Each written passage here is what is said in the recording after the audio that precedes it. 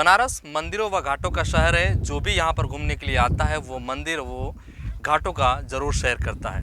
हालांकि corona virus ने lockdown के बाद 90 दिनों के बाद अब नौका विहार शुरू हो चुका है और ऐसे में आप बनारस में थोड़ा बहुत जो पर्यटक है वो भी घूमने के लिए आ रहे हैं। लोग अब काशी घूमने के लिए आते हैं। कहा जाता है कि बाबा विश्वनाथ की नगरी है, ये गंगा जमनी तहजीब का भी नगरी है, यहाँ सूफी और संतों का भी ये नगरी कहा जाता है।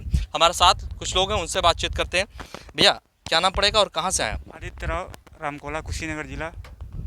बनारस घूमने के लिए आए हैं। बनारस में पूरे देश भर में या यूँ कहें कि पूरी दुनिया भर में कोरोना वायरस ने अपनी जो जो एक कहर बरसाया था, उसके बाद लॉकडाउन था। लॉकडाउन के बाद अब नौका विहार 90 दिनों के बाद लगभग शुरू हुआ है। बनारस में है, नौका विहार कर रहे हैं, कैसा लग रहा है? बहुत बढ़िया लग रहा है, बहुत आनंदमय महसूस हो रहा है। और हम तो कई बार आते थे, तो इस बीच में भी एक आध बार आए थे, तो घूमने का मन बना था, तो लेकिन आने नहीं दे रहे थे लोग। लॉकडाउन के चलते सब बंद था।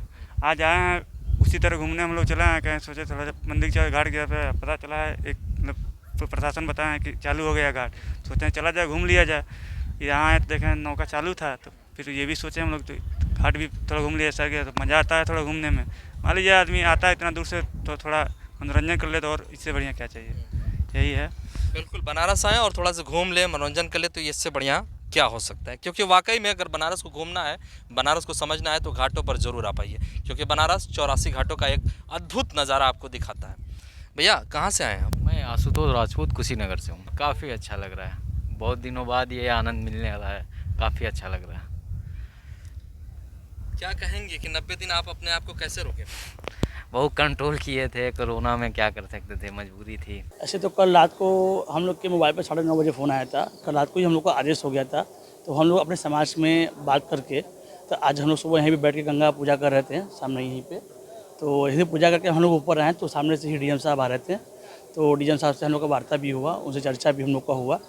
तो आज हम लोग की बहुत ही खुशी के दिन है हमारे समाज को, कि आज 97 दिन के बाद 98वां दिन जो है हमारा नाव चालू हो गया। हम अपने कमा कर अपने परिवार को भरण पोषण कर सकते हैं। 90 दिन के ये बहुत ही विकट परिस्थितियों से देश गुजरा है। उसके बाद जब बनारस के प्रशासन की अनुमति के बाद अब नौका विहार शुरू हुआ, उन लोगों से भी बातचीत करते, जो लोग, कुछ महिलाएं हैं, कुछ छात्राएं हमारे साथ हैं। ये बताइए कि बनारस घाटों के लिए जाना जाता है, बनारस मंदिरों के लिए जाना जाता है, और बनारस को अगर जानना है तो आपको नौका विहार करना ही पड़ेगा।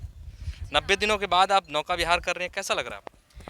जाहिर सी बात है कि नौका सभी का फेवरेट ही होता है, तो यहाँ पे मतलब आकर के सभी को अच्छा ही लगता है। और जो भी आते हैं मतलब नौका तो करते ही करते हैं और सबको अच्छा भी लगता है। और ऊपर से आज तो इतनी अच्छी चीज़ है कि आज मौसम भी बहुत अच्छा है, तो अच्छा लग रहा है आकर के। और इतने दिन बाद, लॉकडाउन के बाद, तो पहला दिन है कि मतलब आज नाव पे बैठे हैं हम लोग। वो भी कुछ और भी लोग हैं, उनसे भी बातचीत करते हैं। कैसा लग रहा है आपको आज नौका विहार करते हुए?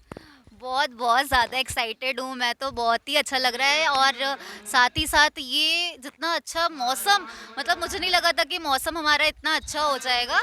हमारे फ्रेंड्स के साथ मिलना, आज एकदम अचानक ये सारी चीज़ें हो रही हैं, तो मुझे बहुत अच्छा लग रहा है। और साथ में अपनी मम्मी के साथ भी आई हूँ, तो उनको भी बहुत ही अच्छा लग रहा है। Thank you. 90 दिनों तक लगातार नौका विहार रुका रहा, उसके बाद चालू हुआ है। कैसा लगा आज घूमकर, और 90 दिन आप लोग कैसे अपने आप को कंट्रोल किए?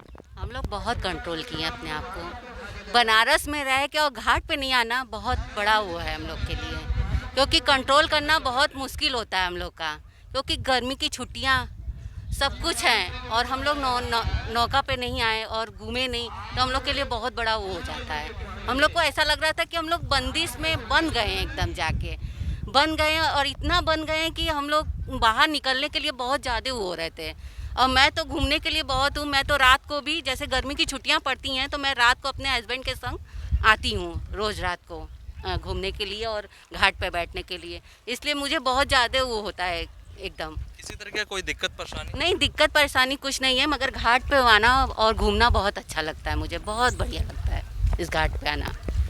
बिल्कुल, बनारस रहें और बनारस में आने के बाद जब घाट न घूमे तो शायद आप बनारस नहीं घूमे। इसलिए कहा जाता है ना कि बनारस को अगर जानना और समझना है तो बनारस के घाटों को भी देखना पड़ेगा। यानी कि बनारस के जो 84 घाट है उसे आप जब सैर करते हैं तब आपको लगता है कि वाकई बनारस बनारस है।